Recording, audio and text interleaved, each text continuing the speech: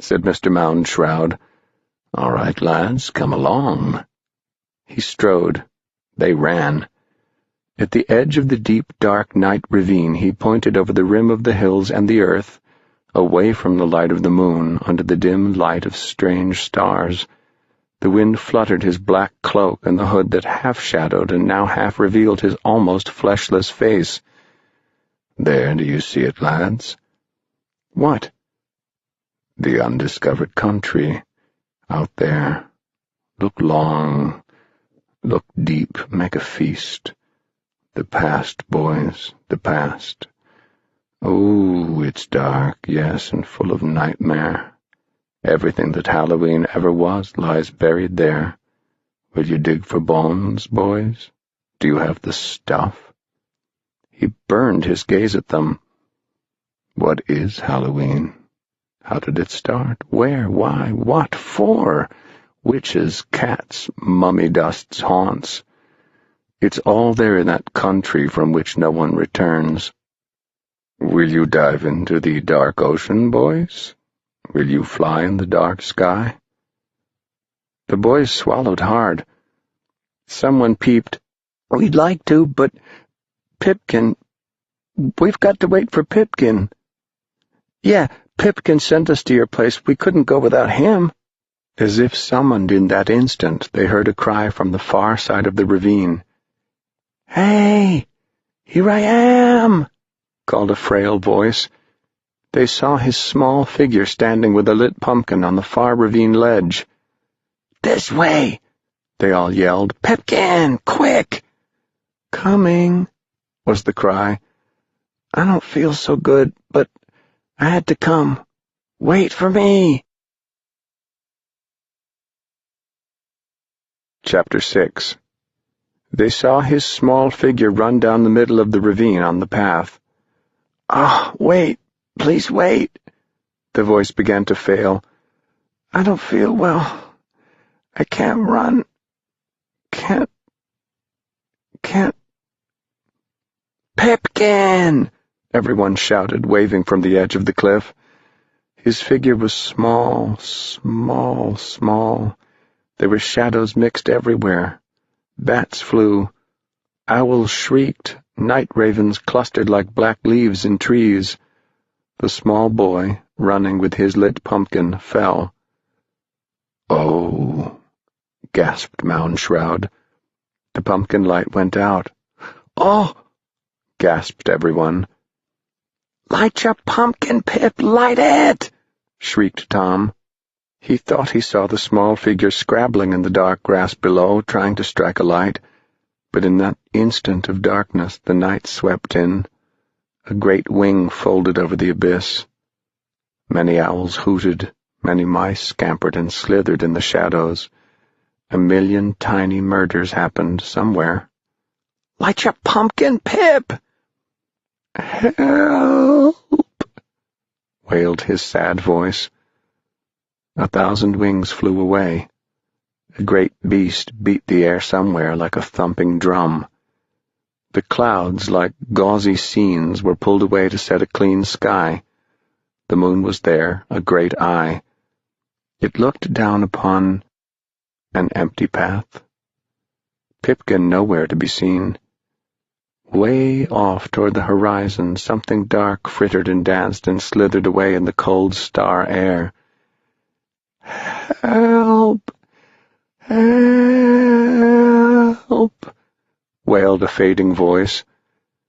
Then it was gone. "Oh," mourned Mr. Moundshroud. "This is bad. I fear something has taken him away." Where?" gibbered the boys, cold. "To the undiscovered country, the place I wanted to show you, but now—" "You don't mean that thing in the ravine, it, or him, or whatever that something was death? Did he grab Pipkin and run?" "Borrowed is more like it, perhaps to hold him for ransom," said Moundshroud. "Can death do that?" "Sometimes, yes." "Oh, gosh." Tom felt his eyes water. "Pip, tonight, running slow, so pale. "Pip, you shouldn't have come out," he shouted at the sky, but there was only wind there and white clouds floating like old spirit fluff and a clear river of wind. They stood, cold, shivering. They looked off to where the dark something had stolen their friend. "So," said Mound Shroud, "all the more reason for you to come along, lads. If we fly fast, maybe we can catch Pipkin, grab his sweet Halloween corn candy soul, bring him back, pop him in bed, toast him warm, save his breath. What say, lads? Would you solve two mysteries in one? Search and seek for lost Pipkin and solve Halloween all in one fell, dark blow?" They thought of All Hallows Night, and the billion ghosts a-wandering the lonely lanes in cold winds and strange smokes. They thought of Pipkin, no more than a thimbleful of boy and sheer summer delight, torn out like a tooth and carried off on a black tide of web and horn and black soot. And almost as one they murmured, "Yes." Mound Shroud sprang. He ran. He pummeled. He pushed. He raved. "Quick now, along this path, up this rise, along this road, the abandoned farm, over the fence, alley-oop!" They leaped the fence, running, and stood by a barn that was frosted over with old circus posters, with banners tattered by wind pasted here 30, 40, 50 years back. Circuses passing through had left patches and swatches of themselves 10 inches thick. "A kite, boys, build a kite, quick."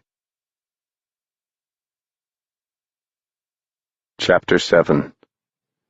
No sooner had he cried this than Mr. Mound Shroud ripped a great tissue from the side of the barn. It fluttered in his hands. The eye of a tiger.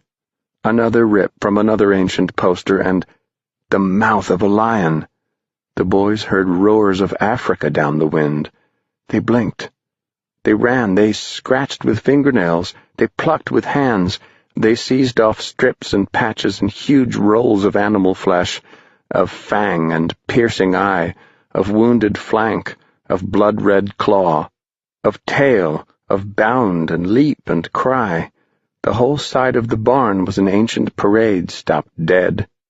They tore it asunder, and with each tear that pulled off talon, tongue, or ravening feline eye. Beneath waited layer upon layer of jungle nightmare, delicious encounters with polar bears, panicked zebra, milling prides of lions, charging rhinos, clambering gorillas which pawed up the side of midnight and swung toward dawn. 1,000 animals in congregation rumbled to be set free, now free in fists and hands and fingers. Whistling on the autumn wind, the boys raced off across the grass. Now Mound Shroud knocked down old fence-railing beams and made a rough kite cross and bound them with wire, then stood back to receive the gifts of kite paper as the boys flung them in fistfuls, and these he tossed in place upon the frame and, spark-flinting, fused with burnings of his horny hands. "Hey!" the boys cried their delight. "Oh, look!" They had never seen such things, or known that men such as Mound Shroud, with a pinch, a clutch, a pressure of fingers, might blend an eye with tooth, a tooth with mouth, a mouth with feline bobcat tail, all mingled beautifully into a single thing. A wild jigsaw puzzle jungle zoo billowed and trapped, pasted and tied, growing, taking color and sound and pattern in the light of the ascending moon. Now another cannibal eye, now another hungry maw, a mad chimpanzee, a most insane mandrill ape, a screaming butcher bird. The boys ran up with the last frights handed over and the kite finished, the ancient flesh laid out, fused by the still blue smoke-burning horny hands. Mr. Mound Shroud lit a cigar with the last bit of fire that sparked out of his thumb and smiled, and the light from his smile showed the kite for what it was, a kite of destructions, of animals so dire and fierce their outcry drowned the wind and murdered the heart. He was pleased. The boys were pleased. for the kite somehow seemed to resemble. "Why," said Tom, astounded, "a pterodactyl!" "A what?" "Pterodactyl. Those ancient flying reptiles, gone some billion years back and never seen again," replied Mr. Moundshroud. "Well said, boy. Pterodactyl it seems, and is, and 'twill fly us downwind to perdition, or Land's End, or some other fine-sounding place. But now, rope, twine, string, quick, filch and carry." They ran the rope off an old abandoned clothesline strung between barn and abandoned farmhouse. A good 90 feet or more of rope they brought Moundshroud, who snaked it through his fist until it smoked a most unholy smoke. He tied it to the middle of the vast kite, which flapped like a somehow lost and out-of-water manta ray upon this high, strange beach. It struggled with wind to live. It flapped and floundered on the heaves of tidal air laid down on grass. Moundshroud stood back, gave a jerk, and lo, the kite flew. It hung low upon the air at the end of its clothesline, in a dumb brute groveling of wind, veering this way, dashing that, leaping up suddenly to confront them with a wall of eyes, a solid flash of teeth, a storm of cries. "It won't rise, won't go straight. A tail. We need a tail." And as by instinct, Tom dived first and seized the kite by its bottom. He hung there. The kite steadied. It began to rise. "Yes," cried the dark man. "Oh, lad, you are the one. Bright boy, you be the tail. And more, and more." And as the kite slowly ascended the cold river of swift-flowing air, each boy in turn, seized with the whim, spurred by his wits, became more and yet more of the tail, which is to say that Henry Hank, disguised as a witch, grabbed Tom's ankles, and now the kite had 2 boys for its magnificent tail. And Ralph Bengstrom, wound up in his mummy clothes, stumbling over his winding tapes, smothered in his burial rags, shambled forward, jumped, and grabbed Henry Hank's ankles. So 3 boys hung now in a tail. "Wait, here I come!" cried Beggar, who under his dirt and rags was really Fred Fryer. He jumped, he caught. The kite ascended. The 4 boys making the tail yelled for more length. They got it when the boy dressed as an ape-man scrambled and grabbed ankles, followed by the boy dressed as Death with a scythe, who did dangerously likewise. "Watch out with that scythe!" The scythe fell and lay in the grass like a lost smile. But the 2 boys hung down now from all the half-washed ankles, and the kite rose more, higher, higher, adding a boy and a boy and a boy, until with a yell and a shout, 8 boys were down-hung in a magnificent thrashing tail, the last 2 being Ghost, who was truly George Smith, and Wally Babb, who had, inspired, made himself up to look like a gargoyle fallen off the top of a cathedral. The boys yelled with elation. The kite swooped and took off. "Hey!" Whoosh! The kite purred with 1,000 animal whispers. Whang! The kite rope strummed the wind.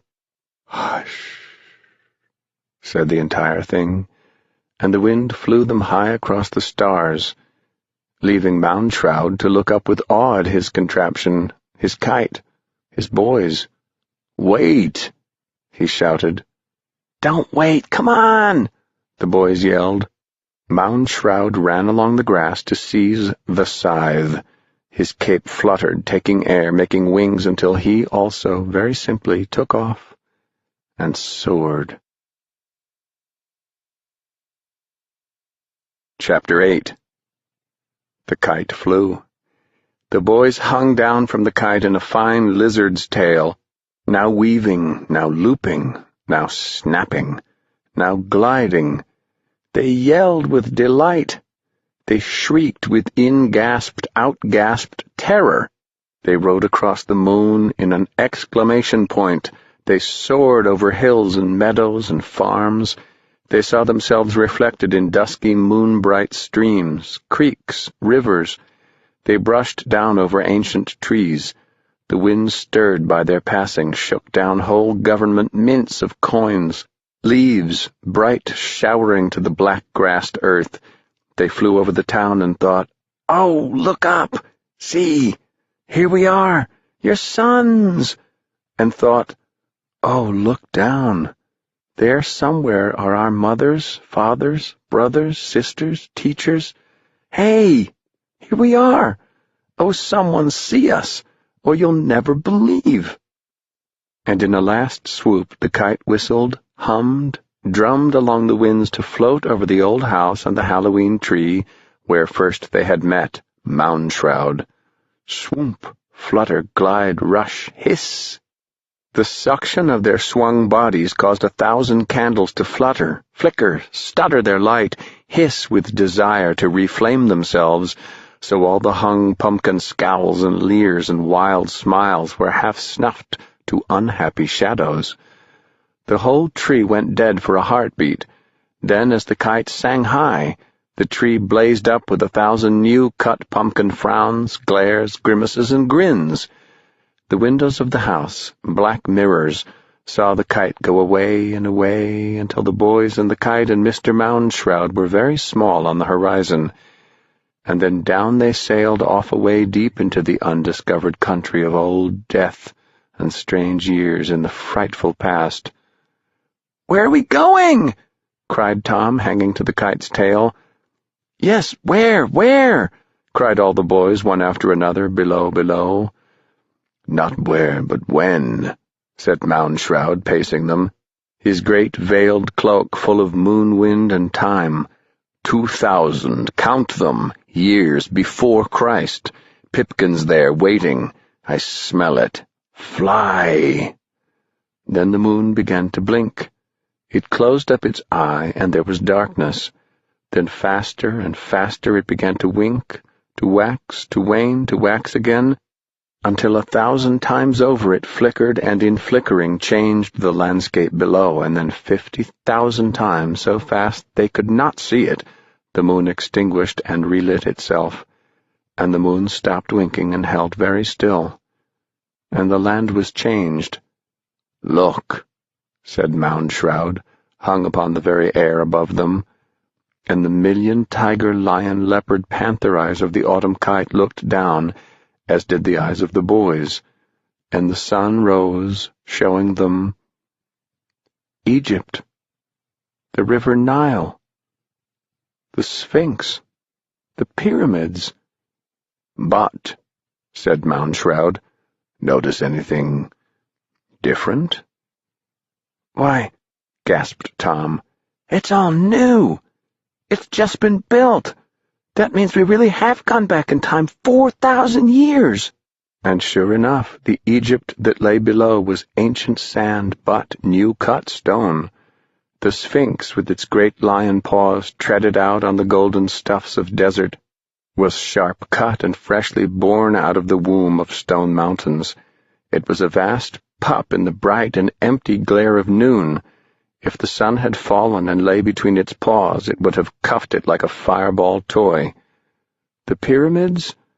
Why, they lay like strange-shaped blocks, yet other games to be puzzled over, played with by the woman-lion Sphinx. The kite zoomed down and skirted the sand dunes, flirted over one pyramid, and was drawn as by suction by an open tomb mouth set in a small cliff. Hey presto!